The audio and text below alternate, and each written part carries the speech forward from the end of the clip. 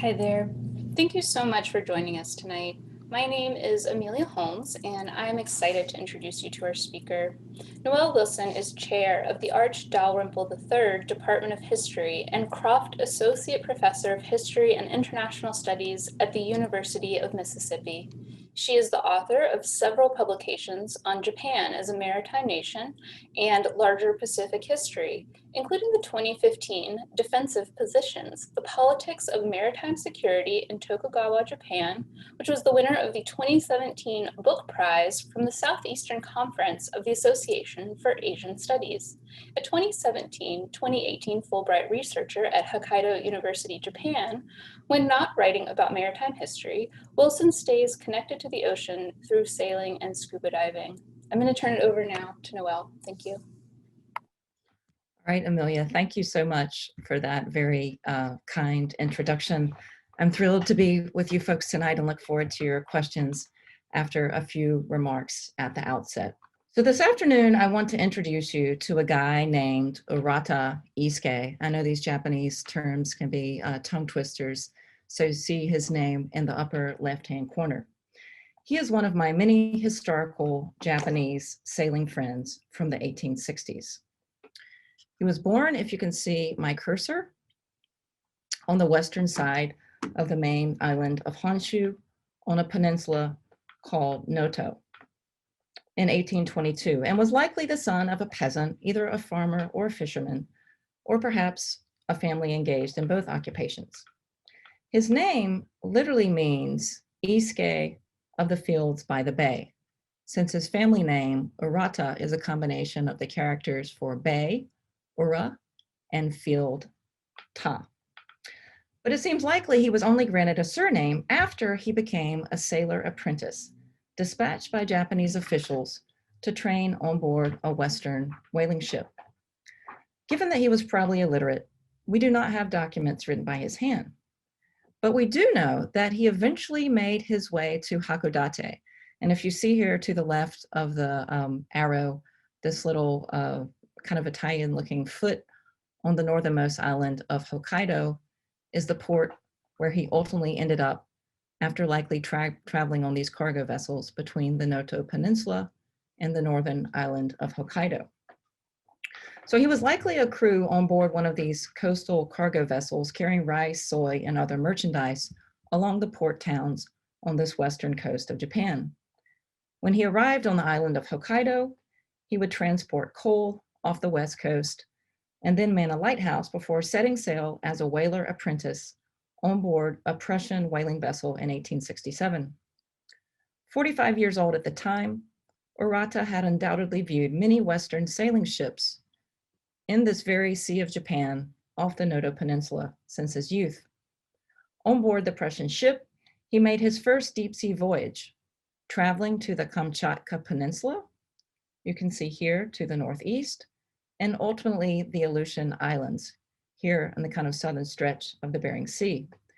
And then as far south as some islands which were home to peoples that he would call, quote, dark-skinned natives.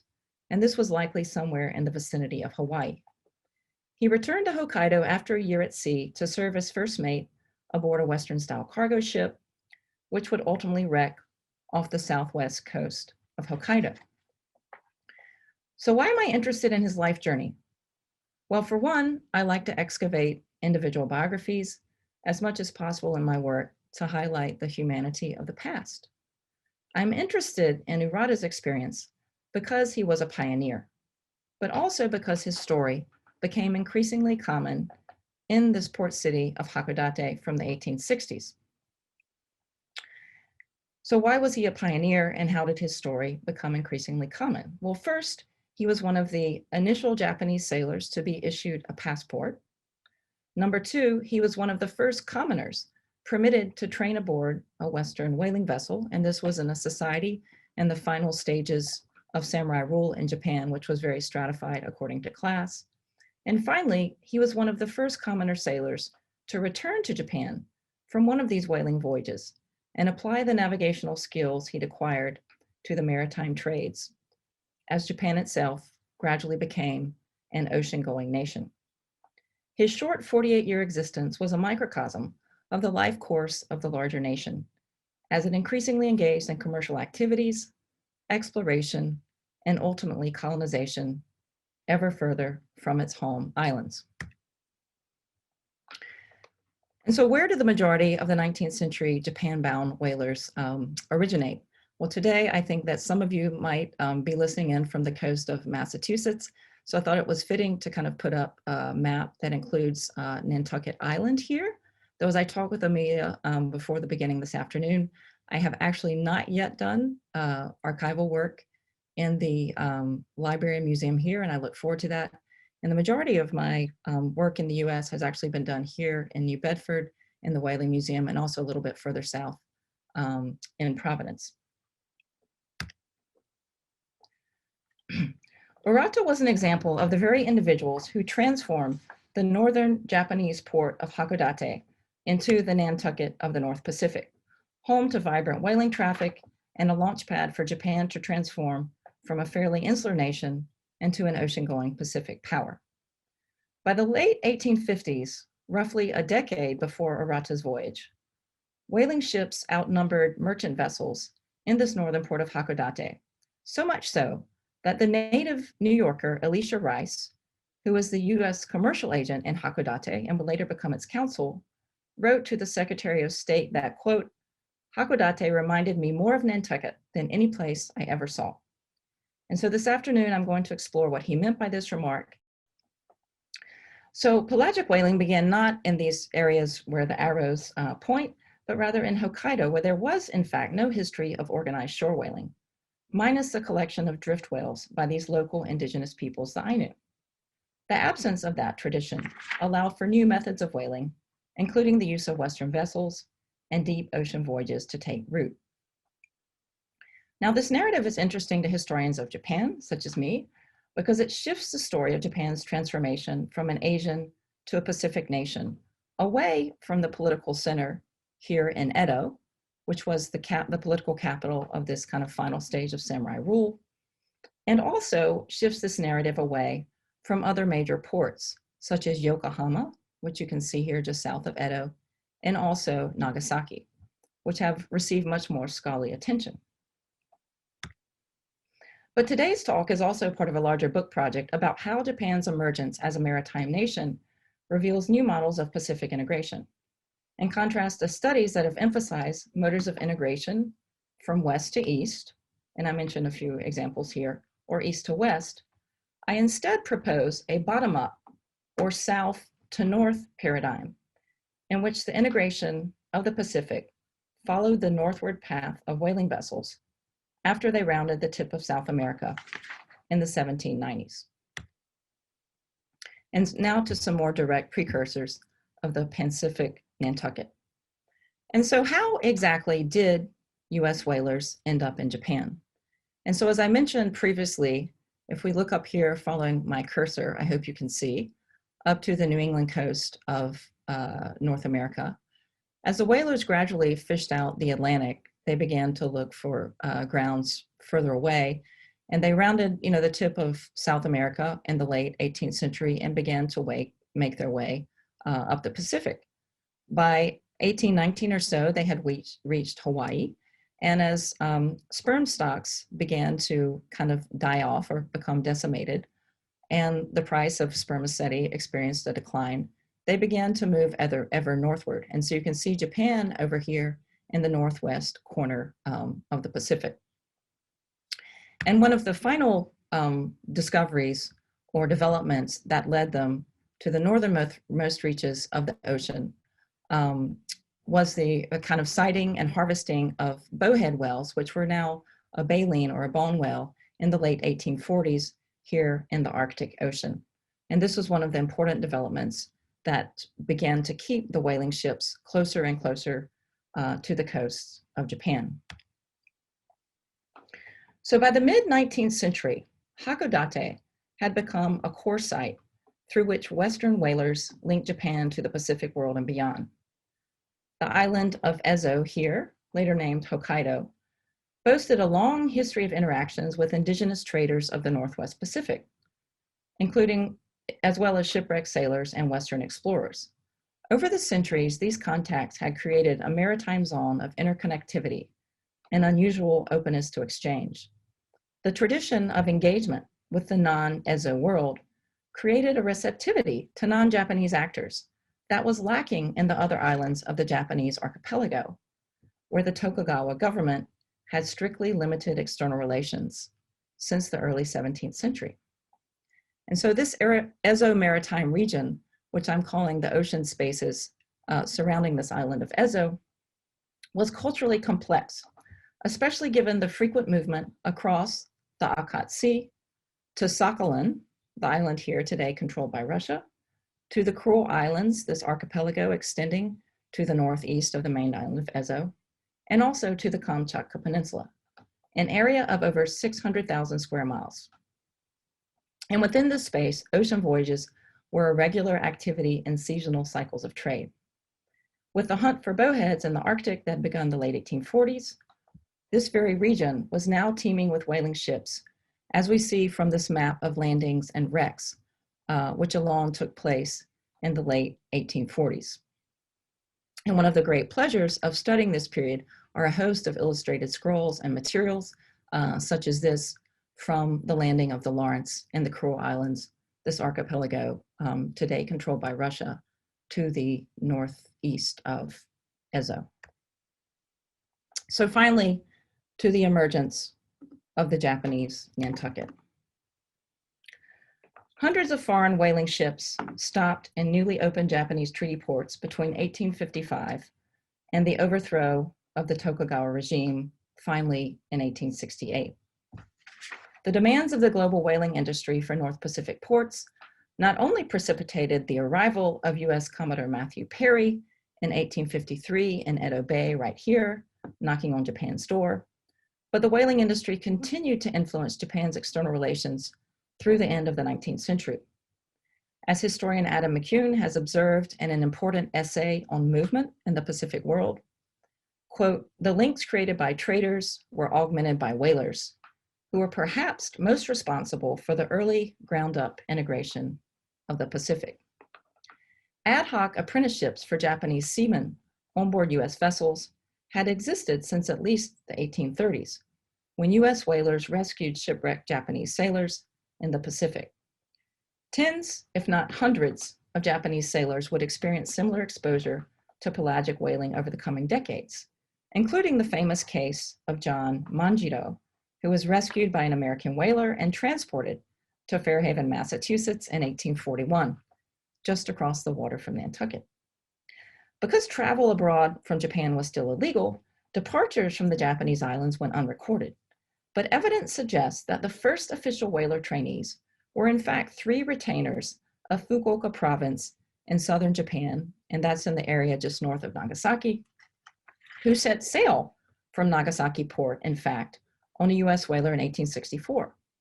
That year, the enterprising lord of their province dispatched whaler apprentices as part of an initiative to improve domain finances, those of the province, through the creation of new industries. But ultimately, the program failed. Hakodate apprenticeship arrangements address some of the major hurdles of this Nagasaki plan. First, the introduction of Western whaling techniques to Ezo through Hakodate did not spark opposition from local whaling cooperatives, since none existed. Unlike in Nagasaki, which lay close to a nearby shore whaling center of Hirado. And second, with an initial group of 8 sailors, the Hakodate cohort could create a critical mass of crew with whaling and navigational skills when previous efforts had included only 1 or 2 individuals in a cohort. So the 1867 apprentice program, in which Erata participated, included 8 Japanese seamen and 3 whaling vessels. And these ships included the U.S. Norman, in fact, out of New Bedford, as well as 2 Prussian whalers, one called the Oregon and one called the Shorin, which Erata sailed aboard. So the U.S. consul at the time of this apprentice program, Elisha Rice, wrote when Erata launched that after years of negotiations, he had, quote, "this day succeeded in obtaining native sailors to go on board these whale ships as a grand step for our shipping interest. And he continued, quote, "I feel that I have not labored in vain. Whale ships have great difficulty getting crews of the SI, which was an abbreviation for the Sandwich Islands. Today we know them as Hawaii. And hereafter, plenty of hardy sailors can be had here." US whaling captains welcomed a development that made Hakodate an alternative, more northern source of seamen for voyages in the North Pacific. As Rice's rationale reflects, the large numbers of whaling vessels stopping in the Sandwich Islands in the 1860s, primarily at the port of Lahaina and Maui, created labor shortages there, prompting captains to look for other options. And from the perspective of whaling captains, Hakodate, like the Fiji Islands, was attractive because given its fairly remote location and the presence of relatively few foreign vessels compared to Hawaii, when crew arrived there, they had less options to desert. The local Hakodate governor had recently written to superiors in Edo, the Tokugawa capital, that, quote, "We've prepared 20 passports for individuals wishing to go overseas. And given that the waters surrounding Ezo, the island of Hokkaido, contain numerous whalers, every year American vessels and those of other countries reap great profits from these waters. After consultation, we will send 5 to 7 men per vessel, and our plan is to distribute passport numbers to between 20 and 50 men." Now, these estimates of 20 to 40 whaler apprentices per season turned out to be ambitious. But in addition to 9 whaling apprentices in 1867, the Hakodate governor issued 14 more passports that year, 9 to sailors to train aboard a British merchant ship transporting cargo, and 5 to manservants, including one who accompanied Rice to San Francisco. Thus, roughly 80% of the first passports issued in Hakodate went to men learning maritime navigation aboard Western vessels. In Nagasaki that same year, the southernmost port on the island of Kyushu, of 38 passports issued, only 1 or 2 were issued for maritime training, with a majority given for personal servants to accompany foreigners traveling overseas. Of over 100 passports issued at the port of Yokohama, just south of the capital at Edo, only 4 passports were issued for purposes other than personal attendant. In the late 1860s, of the 3 ports granting permission to issue passports, Hakodate was by far the leading site for launching sailors in Western rigged ships. The other 2 ports sent greater numbers of individuals overseas, but even combined, sent fewer men than did Hakodate to train in the maritime trades. At least in 1867, and in the years that followed as well, as my work shows subsequently, Hakodate was the springboard for Japan's pelagic knowledge building. And much of this was through the whaling apprentice program. And now to a few conclusions. Erata Isuke's experience, with which I began this talk, was not a one-off anomaly, but in the subsequent years became the norm. Through the presence of US whaling vessels in Hakodate, Japanese sailors increasingly gained experience navigating the deep ocean out of what came to be known as the, quote, Nantucket of the North Pacific. And so I'll end today by suggesting that these voyages carried 3 main consequences for Japan. Less important than the long-term development of the domestic whaling industry, they helped accelerate mastery of deep sea navigation, which led to Japan's own ocean-going exploration and colonization leading into the 20th century. In addition, these experiences fostered the accumulation and adaptation of shipbuilding technology borrowing from Western shipwrights, including carpenters aboard the vessels in which Japanese sailed, to help develop a maritime nation that had its own independent capability of deep sea travel. And finally, I suppose the most macro kind of bird's eye consequence of these experiences was that they helped transform Japan from what had previously been a largely inward-focused Asian nation to a much more outward, engaging Pacific people. Thank you.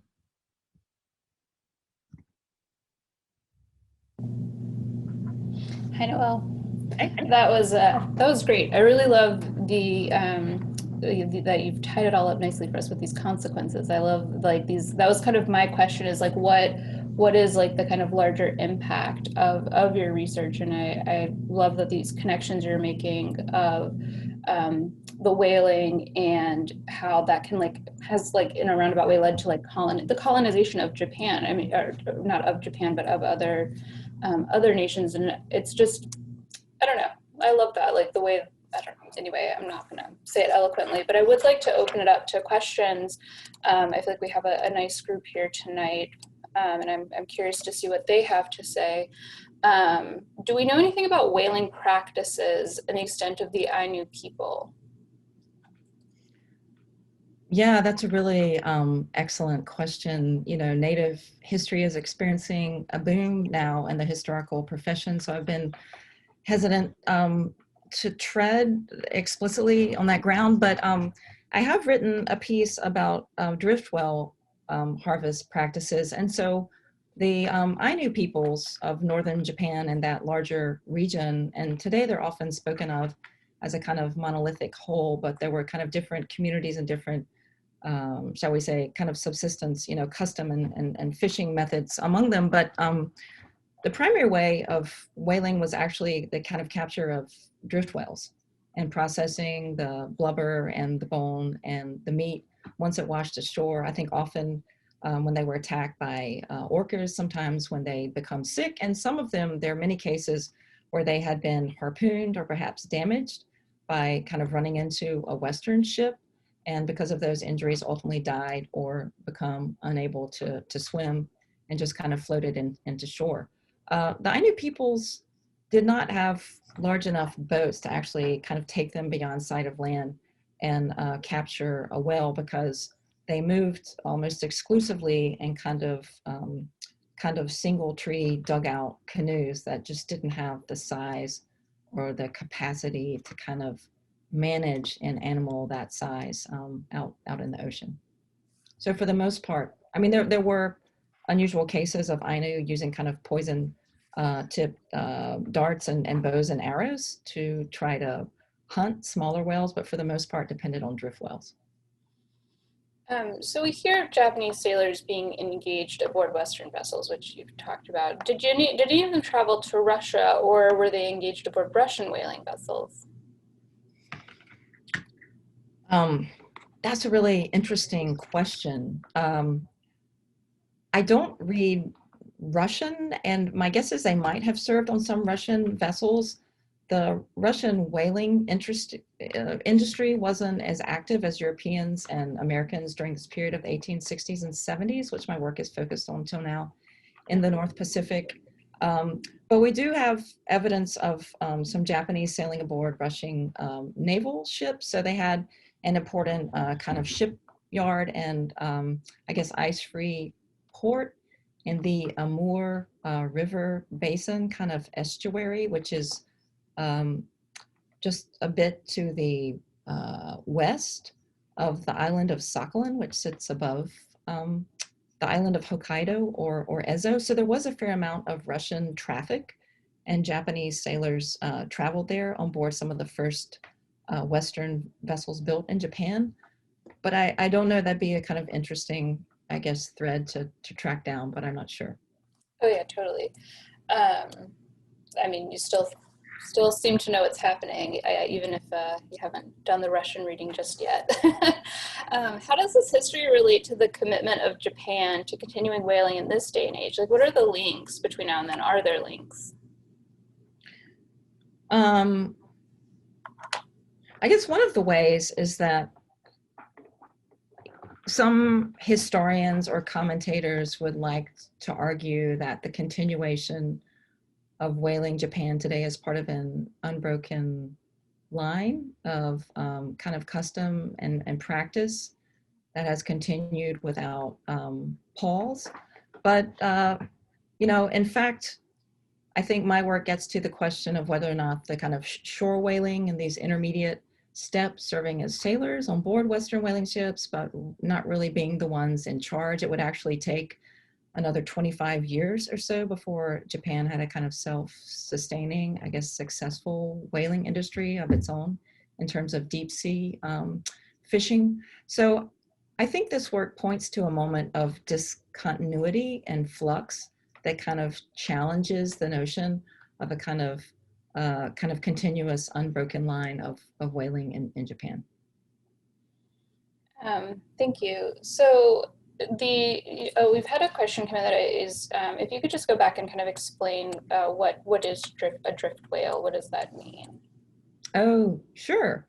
So a drift whale is usually a dead whale carcass. It might be whole, it might be partially putrefied or eaten, often by sharks in the ocean if it was sick or injured. And it basically washes ashore with the tide or with currents or with a storm. And so then you have this massive, usually dead or dying animal sitting on the beach, which is essentially, at least by the Ainu, considered a gift from the gods, and they were collected on the Japanese islands as well. So the archipelago to the south by the ethnically, Japanese coastal villagers as an important source of protein. And so then it was kind of broken down, and the blubber was stripped off, and either the meat was gathered and salted, and the bones were processed for different implements, I guess. But the idea was an animal that kind of drifted in from the ocean.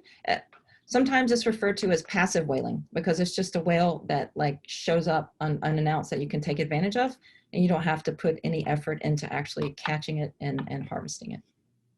Great, thank you. This one has come in, it's a little bit longer, so I lived in Japan from 2005 to 2010, and I did some significant reading of the history there. So I'm struck by how the arrival of Commodore Perry is depicted as sort of a dark event in Japan and how tentative they were to embrace these outsiders. It seems like the whaling experience was much less that way, and that there was early and relatively positive embracing of Western whalers. So would you agree with that, I guess is my question, and then any reason for the difference? Yeah, that's a really excellent observation. And one reason this story in the north of Japan, in Hokkaido, previously this Ezo region, I think is such a rich material for historians to revisit, because since the early 1600s, the last era of samurai rule in Japan, by this kind of hereditary series of shoguns called the Tokugawa, had very strict rules on external relations. And largely they were concerned about being colonized, but they were also, some would say, very paranoid about the perils of Christianity, where believers were required in the teachings of the Jesuits, who had been missionaries in Japan, to kind of promise their kind of ultimate allegiance to the Christian God that would call into question the allegiance of the people to the Tokugawa Shoguns. And so the government at that time kind of discouraged interaction with foreigners, non-Japanese peoples. And for the most part, these kind of Chinese and Koreans and some British in the early 1600s and the Dutch were confined to relations and exchange and diplomacy in the single port of Nagasaki in the south of Japan. There were a few exceptions with the Koreans and some Russian exchanges in the north in Ezo, but for the most part, they were confined to that single port. But what I want to, suggest with my work is, because of this kind of undercurrent of native trade by the Ainu and travel and exchange in this larger maritime region of Ezo, which was a bit under the radar of the Tokugawa because their political capital was so far away and it was so difficult to get there, that they could operate in a much more, I don't know, cosmopolitan as a stretch, but kind of open and accepting society that was not scared and cowed by customs and religions and food and languages of people who were not Japanese. So what this individual suggests about the arrival of Matthew Perry in Edo as being a kind of dark, scary, foreboding moment is quite true. And that was the mindset, I think, of the majority of Japanese, certainly in the main islands. But I want to suggest that the mentality and the kind of cultural atmosphere of this region to the north was quite different from that. Thank you. Can you also talk a little bit about, were there American whalers that stayed in Japan? Did people leave, there's people leaving Nantucket whale ships all across the world. Was this also true in Japan? And can you talk about that a little bit, if it was? Yeah, that's A really excellent question that I also have not tracked down, much like the Russians, but we do not have evidence of American seamen, absconding, hiding out in the forest, intermarrying with kind of local Japanese and staying for the long term. Um, for the most part, they were returned if they landed, for example, these kind of shipwrecks and castaways that entered this northern Hokkaido oceanic region in the 1840s, were for the most part sent southward to Nagasaki, where occasionally there were foreign ships coming in, and ultimately returned, to the United States, often through Hong Kong or Macau or some other port where merchant vessels might be traveling in that part of the world.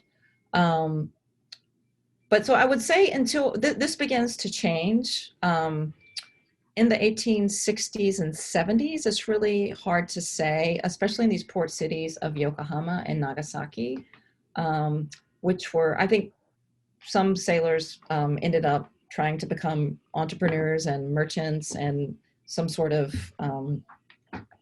kind of two-bit trade to kind of establish their independence and not return. But this was actually much more the case in the Bonin Islands. So if you go south from Japan proper towards Okinawa, and there's a kind of whole series of smaller archipelagos that, because of currents and feeding grounds of whales, have become stopping points for US whalers over many, many decades. And in those islands, there is a history of whalers either deserting or getting permission to kind of hop off and establish a new life, but not in the kind of Japanese islands proper.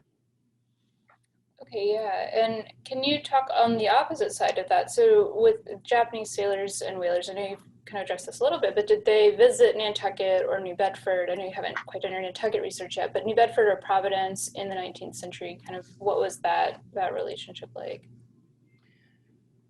Yeah, that's one of the reasons I need to come see your collection, Amelia, to dig more into that question. I think at the outset of this project, because I was more interested in the Japan story, and it's been so difficult to kind of track down records of Japanese who made it into the Atlantic. I mean, there are some isolated cases. These whaling ships were like stopping in, Chile and, Australia and New Zealand and the Pacific. But I actually, aside from John Mann, I know there are a couple of other isolated instances, but to be able to kind of track that down from the crew lists, often these individuals took on English names. Sometimes they were often referred to as a Kanaka, as a Hawaiian islander, just because they were some kind of Asian Pacific ethnic heritage that wasn't Caucasian. So I don't know about those stories. If any of you do and you're in touch with Amelia and can give me a lead, I'd be thrilled to know. Well, yeah, well, we look forward to furthering that research when you're able to make it up here. This question's a little bit outside of kind of what we've been talking about, but I'm curious to know if you have any insight here.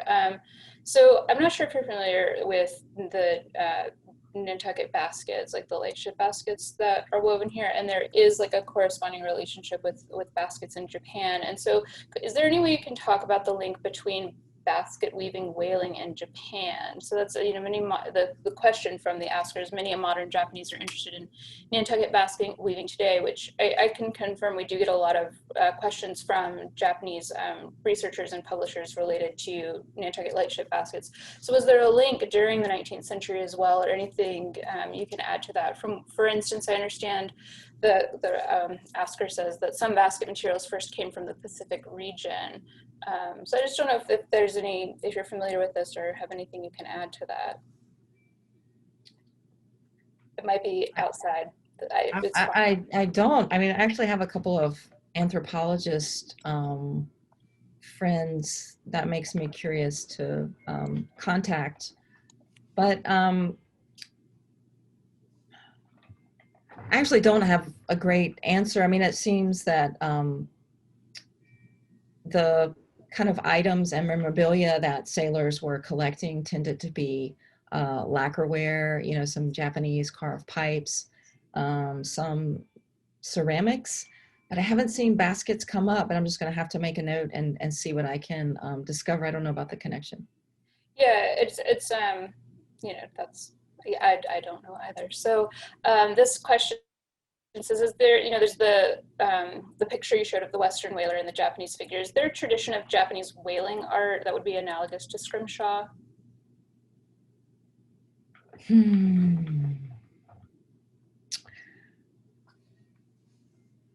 I can't say that I know of that. Some Japanese seem to have adopted that practice after seeing Western whalers. I